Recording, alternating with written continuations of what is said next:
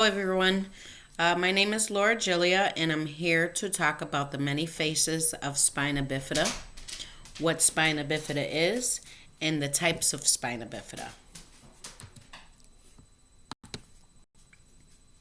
What is spina bifida and its types? Well, first off, spina bifida is a birth defect in which a developing baby's spinal cord fails to develop properly or close properly while in the womb. The types of spina bifida are myelomeningocele, meningocele, and spina bifida arcata. Myelomeningocele is the first type of spina bifida. This occurs when the sac of fluid comes through an opening in the baby's back. Part of the spinal cord and nerves are in this sac and are damaged. Myelomeningocele is the most serious type of spina bifida there is. This type of spina bifida causes moderate to severe disabilities.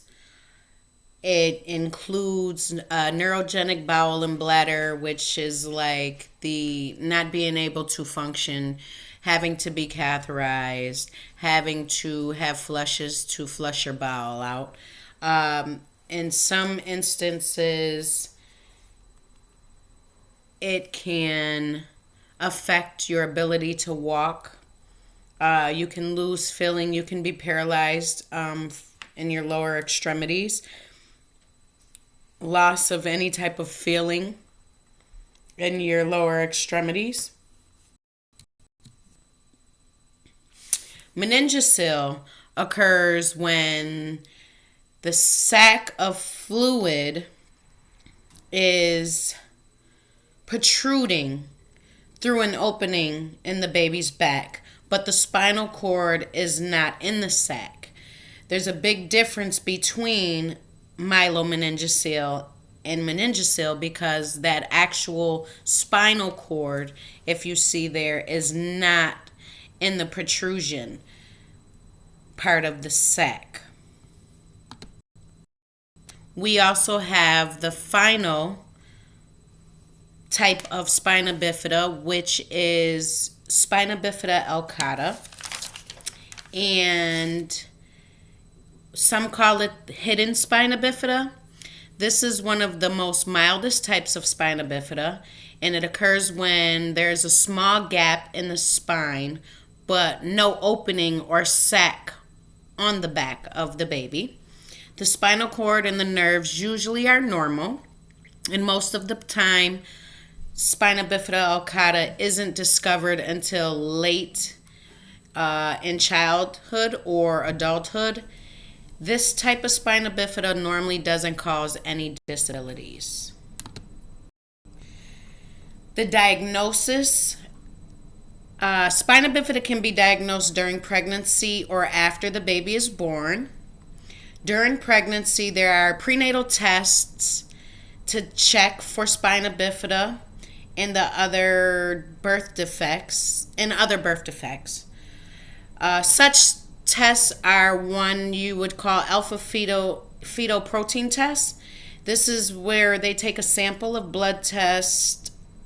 sample of your blood that measures how much AFP, alpha fetal protein, has passed into the mother's bloodstream from the baby. It has a high level. If you have a high level of AFP, that means that the baby is 9 times out of 10 going to have spina bifida.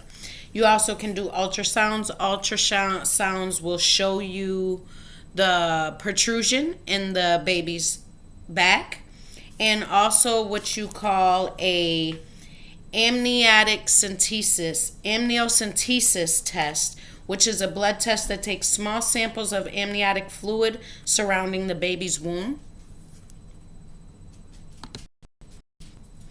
This here is one of the precious faces of spina bifida. Why is this face so precious? Because this is my daughter, and she was born with spina bifida, myelomeningocele, the most severe form of spina bifida you can have. She had it in her lower spine, which is connected to her S1, L5. This caused her to have not as severe disabilities, but she does have a neurogenic bowel and bladder. And she is a very high functioning, beautiful child. She has beat so many odds. And to make you aware, there is not one case that is similar to another case of spina bifida. All cases of spina bifida are different in their own way. So I say that to say that their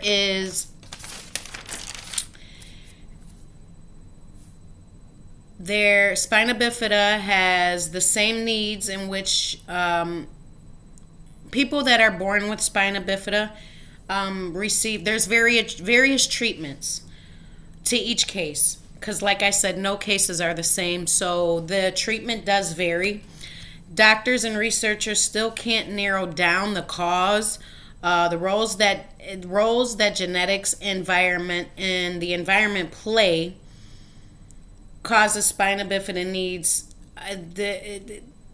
The roles, they're still doing a lot of research, further research, to see if genetics or environment play any major role in spina bifida. However, there are ways for women to reduce the risk of having a baby with spina bifida. Some of those are taking folic acid at least 400 milligrams a day, and also to consult with your doctor regarding